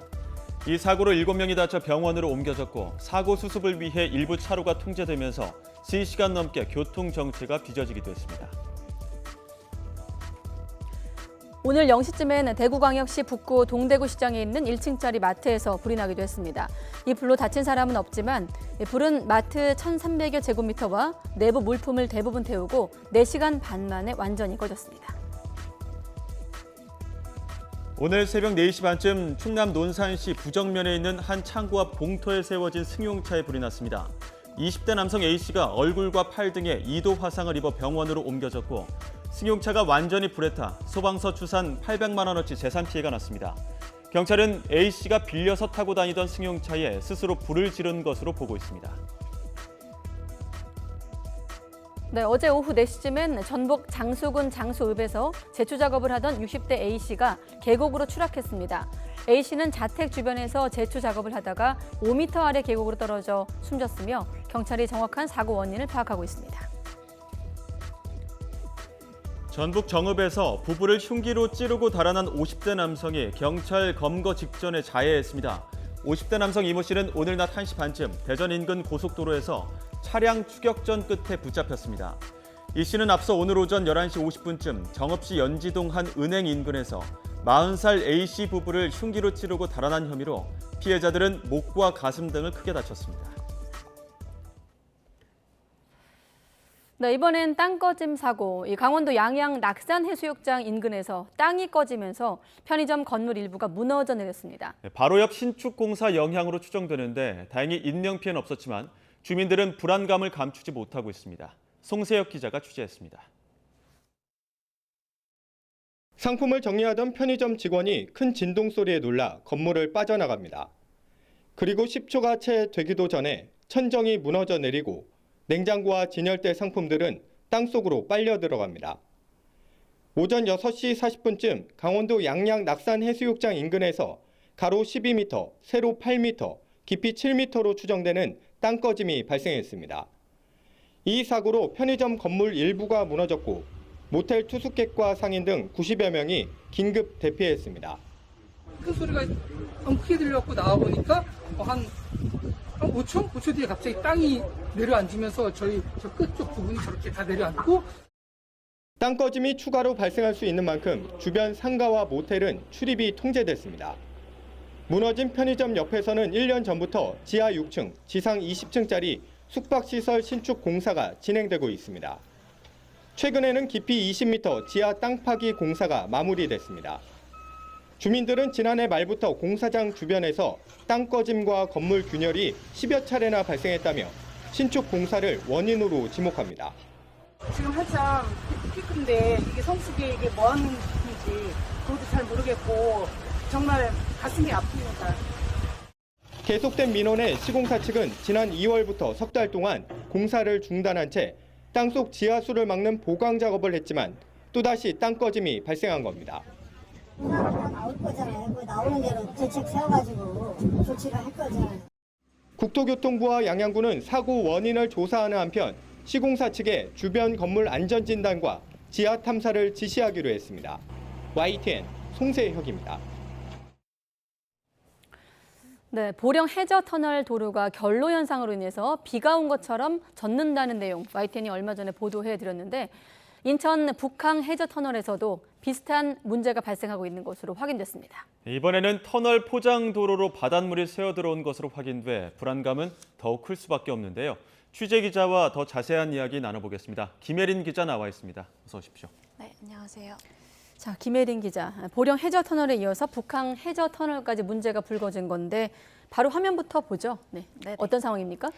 네, 지난 6월 18일에 찍힌 영상 보시겠습니다. 이제 김포 인천 고속도로에 있는 북항 해저 터널 가장자리에 군데군데 물자국이 이어지는 모습입니다. 네. 또 이렇게 한 개의 차선이 흠뻑 젖어서 물이 고이기도 하는데요. 지난달 말에 취재진이 직접 해당 터널에 가보았습니다. 6월과 마찬가지로 터널 곳곳에 물이 고여 있었고 또 포장 도로가 젖다 못해 무거운 트럭이 지나다닐 때마다 물이 배어 나오는 모습이었습니다. 북항 해저 터널을 매일같이 오가는 한 시민은 이미 수년 전부터 도로가 젖은 모습을 목격했다고 하는데요. 직접 들어보시겠습니다. 하루에도 뭐 2번, 최소 2번, 많게는 뭐 4번 이렇게 왔다 갔다 하는 경우가 많거든요. 계속 끝차선 쪽이 자꾸 젖어서 바다 밑으로 지나가는 터널인데 저 물이 어디서 유입이 될까라는 생각이 든 거죠. 이제 불안한 생각도 많이 들고 사실은. 뭐 이미 수년 전부터 목격이 됐다고 하고 바다 밑으로 지나다 보니까 하루 이틀 문제는 아닌 것 같은데 바닷물이 새어 들어온 겁니까? 네, 결론부터 말씀드리면 터널 안으로 바닷물이 새어 들어온 게 맞습니다. 먼저 취재진이 문제 현상에 대해서 터널 운영사 측에 문의했는데요. 운영사의 설명은 오락가락했습니다. 처음에는 바닷물이 스며들어온 게 맞다고 하더니 질의가 계속되자 나중에는 바닷물과 지하수가 섞여서 들어온 거라고 해명했습니다. 또 해저 터널에 바닷물이 새어 들어온다는 것 자체가 또 시민들에게 두렵게 다가올 수밖에 없다면서 이런 해명을 반복했는데요. 네. 이제 시민들에게 불안감을 줄 수 있다는 것을 알면서도 빠른 조치가 취해지지 않은 건 또 이해하기 어려운 부분입니다. 네, 아까 제보자 인터뷰에서 대체 저 물이 어디서 유입될까 하는 생각이 든다면서 불안하다. 이 인터뷰 안에 다 이번 사안의 논란이 들어있는 것 같은데 해저 터널에 바닷물이 비친다. 뭐 언뜻 듣기에도 큰 문제처럼 들리거든요. 어쩌다가 여기까지 오게 된 겁니까? 네, 해저 터널은 이제 물이 완전히 들어오는 거를 완벽하게 네. 막아내기가 어려워서 이제 일정량의 바닷물이 들어오는 걸 전제로 설계됩니다. 이제 그만큼 다시 바다로 물을 배출하는 길인 배수로가 중요한 역할을 할 수밖에 없는데요. 네. 이제 북항 해저 터널은 바다 밑을 관통해서 가운데 지점이 바닷속 59m까지 내려가는 그릇형 구조로 설계됐습니다. 또 유입된 물은 배수로를 타고 집수정에 모인 뒤에 펌프를 통해 북한 바다로 빠져나가게 되어 있는데요. 이제 문제는 가장 아래쪽 집수정으로 내려가는 배수관이 막히면서 배수관으로 흘러 들어가야 하는 것이 이제 터널 밖으로 빠져나가면서 이제 문제가 시작이 된 겁니다. 운영사는 배수관에 문제가 있다는 것을 인정하면서도 안전성에는 문제가 없다고 해명했습니다. 직접 들어보시겠습니다. 원활하게 물이 내려가야 되는데 물이 이제 채수가 되니까 거기로 이제 좀 약간씩 스며서 나오는 것 같아요. 터널 안정성에는 저희 전혀 문제 없습니다. 시공사와 협의해서 빨리 좀 마무리하려고 합니다.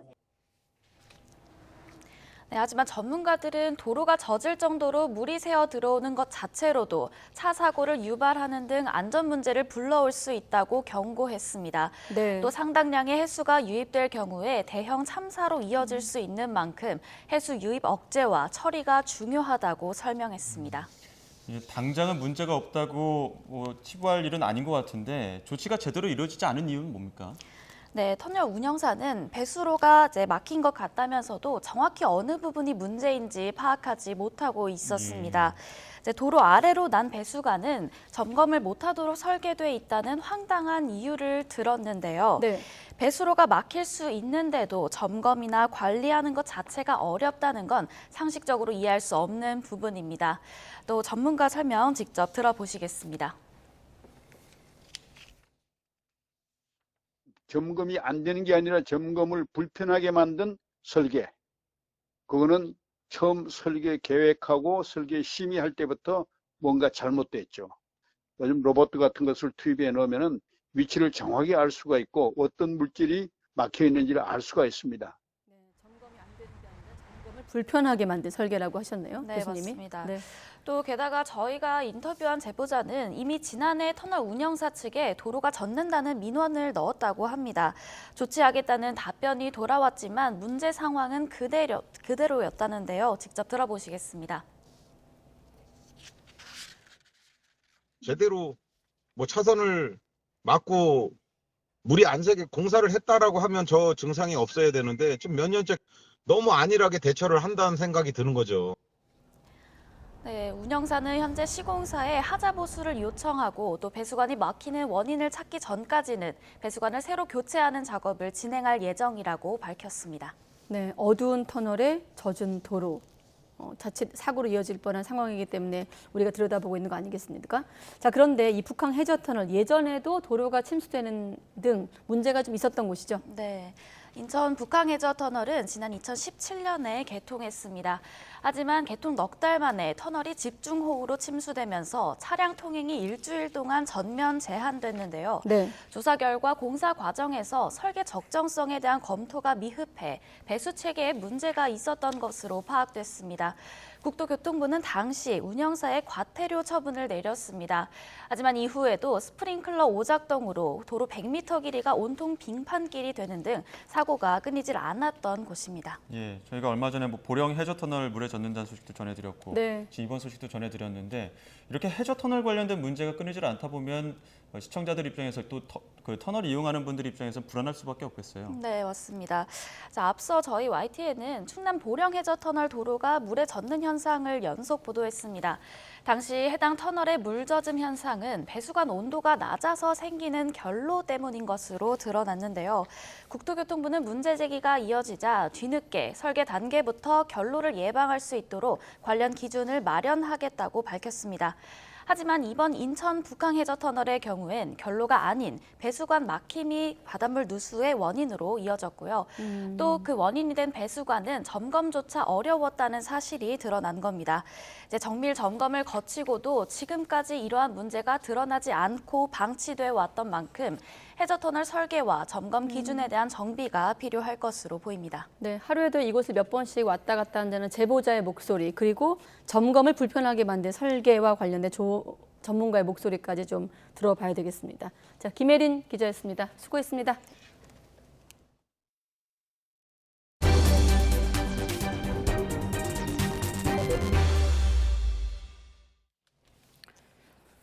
두 달 연속 소비자 물가가 6% 이상 올라가면서 한국은행이 고심에 빠졌습니다. 지난달에 빅스텝을 단행했는데도 물가 상승률이 더 오르자 이번 달에 또 0.5%포인트를 올릴 수 있다는 전망도 나왔습니다. 박병환 기자가 보도합니다. 7월 소비자 물가가 1년 전보다 6.3% 올랐습니다. 외환 위기 때인 1998년 11월에 6.8% 이후 가장 높은 수치입니다. 또 6월에 이어 두 달 연속 6%를 넘는 상승률은 23년 8개월 만에 처음입니다. 석유류 등 공업 제품과 외식 등 개인 서비스 가격이 높은 오름세를 지속한 가운데 농축수산물과 전기가스 수도 가격도 오름세가 확대되면서 전년 동월과 비교해서 6.3% 상승하였습니다. 이에 따라 물가 관리를 맡은 한국은행이 다급해졌습니다. 지난달에 기준금리를 사상 최초로 0.5%포인트 올리는 빅스텝을 밟았는데도 물가 상승률이 멈추지 않았기 때문입니다. 일부에선 빅스텝이 한 번 더 필요하다는 의견을 내고 있지만 이창용 한국은행 총재는 0.25%포인트 인상에 힘을 실었습니다.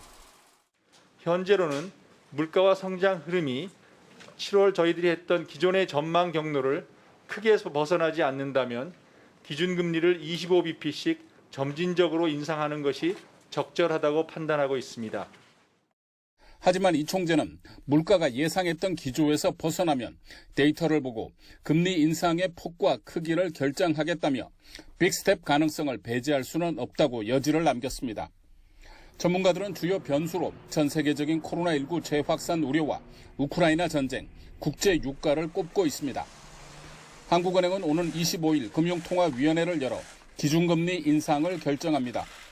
YTN 박병환입니다. 미국 연방준비제도 인사들이 현지 시각으로 2일 통화 긴축 발언을 쏟아내면서 금융시장이 다시 긴장하고 있습니다. 미국 CNBC 등에 따르면 찰스 에번스 시카고 연방준비은행 총재는 기자들과 만나 0.5%포인트가 타당하다는 평가지만 0.75%포인트도 괜찮다고 말했습니다. 메리 데일리 샌프란시스코 연은 총재도 CNBC와의 인터뷰에서 물가 안정까지 갈 길이 멀다면서 물가 목표 달성에 대해 여전히 단호하고 완벽히 단합된 상태라고 강조하기도 했습니다. 올해 1월부터 6월까지 서울에서 팔린 주택 10채 가운데 7채는 전용 면적 60제곱미터 이하 소형인 것으로 나타났습니다. 부동산 정보 제공업체 경제만렙이 한국부동산원 매매 현황을 분석한 자료를 보면 올해 상반기 서울의 주택 매매 3만 4천여 건 가운데 소형 주택 매매는 2만 4천여 건으로 집계됐습니다.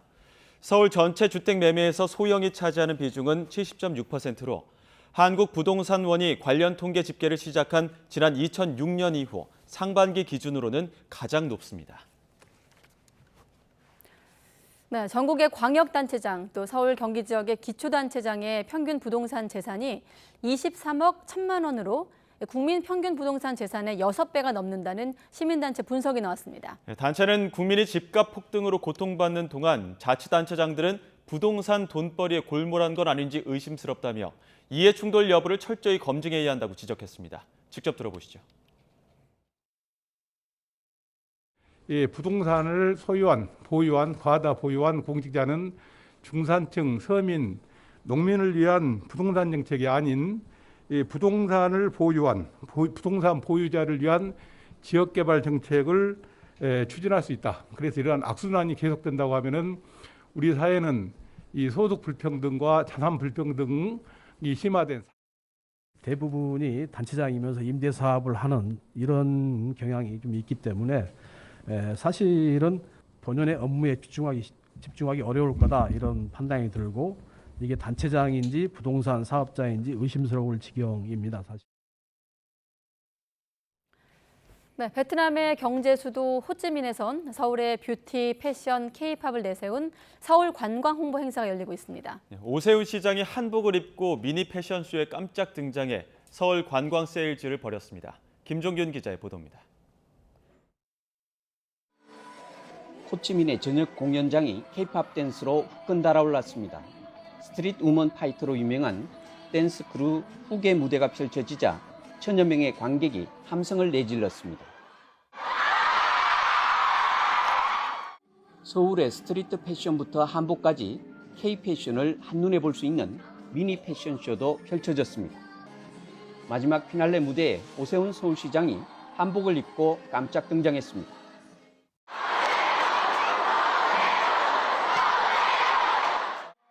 베트남 국민 가수로 불리는 한국계 스타 하리원이 진행하는 미니 토크에도 참여했습니다. 이 자리에서 호치민 시민들에게 서울의 매력을 직접 알렸습니다. 뭐니 해도 서울에 방문하는 홍대 앞이 제일 좋을 것 같아요. 홍대 앞에 방문하셔서 여러분 좋아하는 옷도 좀 많이 사시고 그리고 떡볶이도 사서 드시면서 서울에 방문하는 즐기면 참 즐거운 시간이 될 것 같습니다. 한국 아이돌 그룹의 춤을 따라하는 K-팝 커버 댄서 본성과 인기 아이돌 콘서트도 이어졌습니다. Mình nghĩ là đây là một hoạt động rất là ý nghĩa khi mà sau dịch thì những cái hoạt động K-pop trở nên ít hơn thì đây sẽ là một sự mở đầu để mang chương trình K-pop quay trở lại Việt Nam một cách mạnh mẽ hơn. 호치민의 젊은 세대를 공략하기 위해 K-뷰티 등 다양한 체험을 해볼 수 있는 홍보 부스도 마련됐습니다. 베트남은 인구가 1억이 넘고 30대 미만이 전 인구의 40%가 넘습니다. 그래서 한류나 K-팝 또는 K-뷰티 이런 거에 대한 굉장히 관심이 많습니다. 우리가 그런 수요를 우리가 창출해내기 위해서 베트남 등 동남아는 코로나 재확산의 부담 속에서도 한국 방문 관광시장에서 큰 손으로 떠오르고 있습니다. 이들에게 청와대 개방, 광화문 광장 세단장, 또 서울 페스타 등은 새로운 관광 명소나 축제가 될 것으로 보입니다. 코로나 사태로 큰 피해를 입은 한국 관광의 회복을 위해서라도 서울시는 다양한 문화관광 콘텐츠 개발에 적극 나선다는 계획입니다. 베트남 호치민에서 YTN 김동인입니다. 코로나19가 취약계층의 고용에 상대적으로 더 큰 충격을 줬다는 분석이 나왔습니다. 한국경제연구원이 2020년 저소득층의 직장 유지율 변화를 분석한 결과 8.4%포인트가 떨어진 것으로 나타났지만 중소득층은 3.2%포인트, 고소득층은 변화가 미미한 것으로 나타났습니다. 또 코로나19로 인한 직장 감소율을 전체 실직자 비율과 비교해보면 저소득층은 10명 가운데 4명이 코로나로 인해 일자리를 잃었다고 답을 했고 중소득층은 3명이 일자리를 잃은 것으로 분석됐습니다. 네, 군이 민간에서처럼 자발적 거리 두기로 전환을 하고 한미연합연습에 대비해 방역태세를 정비하겠다고 밝혔습니다. 전국적으로는 위중증 환자 증가세가 이어지면서 일부에선 병상 부족 현상이 재현되는 것 아닌가는 우려도 나오고 있습니다. 김평정 기자가 보도합니다. 국내 확진자 수는 최근 일주일 평균 1,817명입니다. 그런데 신규 환자는 2,629명 발생했습니다. 확진자가 증가 추세를 보이지만 국방부는 일률적 장병 활동 제한은 최소화하기로 했습니다. 민간에서처럼 자발적 거리 두기를 도입하고 군 방역과 의료 역량을 보완해 대응하겠다는 겁니다. 이를 위해 군 의료기관의 PCR 검사 역량을 강화하고 민간 위탁 검사도 늘려 입영 장정과 휴가 복귀자를 대상으로 신속하게 선제 검사를 할 계획입니다. 또 군내 확진자 급증에 대비해 격리 병상과 시설을 충분히 확보하고 군 병원 선별진료소와 응급실에서 24시간 진료를 제공합니다. 8월에는 특히 한미 연합 연습을 앞두고 있습니다. 관련 방역 대책도 잘 정비해서 빈틈없이 대비하도록 하겠습니다. 이와 함께 전체 병상 가동률은 40% 안팎으로 아직 여유가 있지만 일부 지역에서는 병상이 많이 사용돼 곧 부족해지는 것 아니냐는 우려가 나오고 있습니다. 정부는 특정 지역이나 병원의 가동률이 높으면 다른 지역으로 옮겨 병상 운영의 효율성을 높일 계획입니다. 검사부터 진료, 처방까지 한 번에 받는 원스톱 진료기관은 9,300곳 지정됐습니다. 정부는 목표인 10,000곳 확보를 위해 가산수가를 적용하고 먹는 치료제 투약 보고 절차도 간소화할 방침입니다. 재택치료 집중관리군 운영 폐지로 고령층 등 고위험군 관리가 느슨해지는 것 아니냐는 우려에 대해서는 안내를 더 강화하는 한편 야간과 공휴일에 24시간 비대면 진료 상담센터를 운영하고 있다고 강조했습니다. YTN 김평정입니다. 이순신 장군의 한산해전을 그린 한산 용해 출현이 개봉 8일째인 오늘 오전 누적 관객 수 300만 명을 넘어섰습니다. 배급사인 롯데엔터테인먼트는 한산이 지난달 31일 200만 관객을 달성한 데 이어서 사흘 만에 관객 100만 명이 증가했다고 밝혔습니다. 2013년에 개봉한 명량의 후속작인 한산은 1592년 7월 조선 수군이 한산도 앞바다에서 왜군을 상대로 승리한 한산해전을 스크린에 담아냈습니다. 이학수 전북 정읍시장은 오늘 기자회견을 열어 코로나 사태 조기 극복을 위해 모든 시민들에게 1인당 20만 원씩 일상회복 지원금을 지원한다고 밝혔습니다. 대상은 정읍시에 주소를 두고 있는 10만여 명입니다. 지원금은 추석 연휴 전까지 무기명 선불카드 형식으로 지급이 되고 지역 내 정읍사랑 상품권 가맹점에서 사용할 수 있습니다.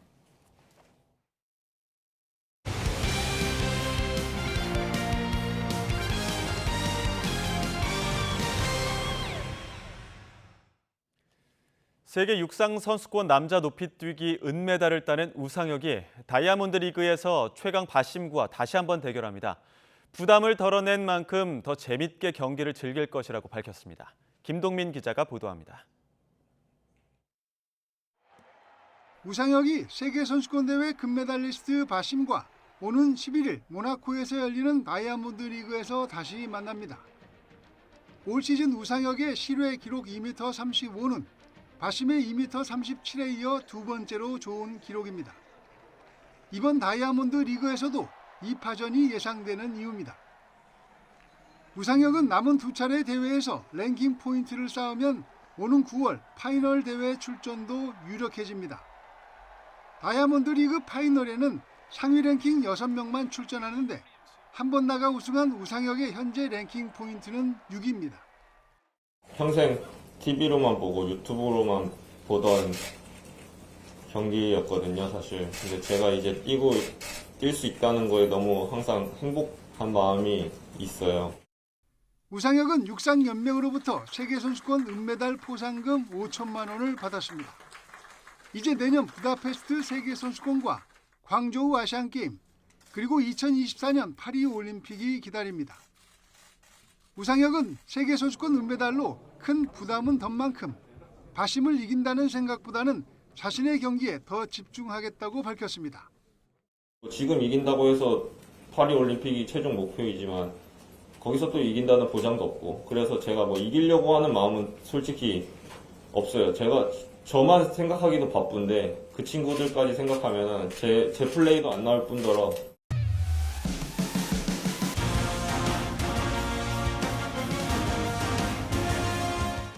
더 재미있게 자신의 경기를 즐기며 가장 높은 자리로 올라갈 것인지 주목됩니다. YTN 김동리입니다. 현재 서울 등 내륙은 비가 소강 상태를 보이고 있는데요. 남해안을 중심으로는 시간당 10mm 안팎의 비가 이어지고 있습니다. 앞으로 영남은 오늘 밤까지, 중부와 호남은 내일 아침까지 비가 오락가락 이어지겠습니다. 비의 양은 5에서 30mm가 되겠습니다. 내일 비가 그친 뒤에도 전국 곳곳에 소나기 가능성이 있겠습니다. 벼락과 돌풍을 동반해 강하게 쏟아지겠고요. 지역별로 강수 편차가 크겠습니다. 고온다습한 열기가 유입되며 폭염특보는 확대 강화했습니다. 서울을 제외한 전국 대부분 지역에 폭염주의보가 내려져 있고요. 남부지방에는 폭염경보가 발효 중입니다. 내일 아침 기온은 25도를 웃돌며 열대야가 나타나겠습니다. 서울과 대전, 광주 26도가 예상됩니다. 내일 낮 기온은 33도 안팎까지 오르겠고 체감온도는 이보다 더 높겠습니다. 서울 32도, 대전 33도, 대구 35도가 예상됩니다. 모레 금요일에도 전국 곳곳에 소나기가 내릴 전망입니다. 날씨였습니다. 네, 이상으로 가장 빠른 종합뉴스 YTN 뉴스큐 마치겠습니다. 이어서 이브닝 뉴스가 방송됩니다. 시청해주신 여러분 고맙습니다.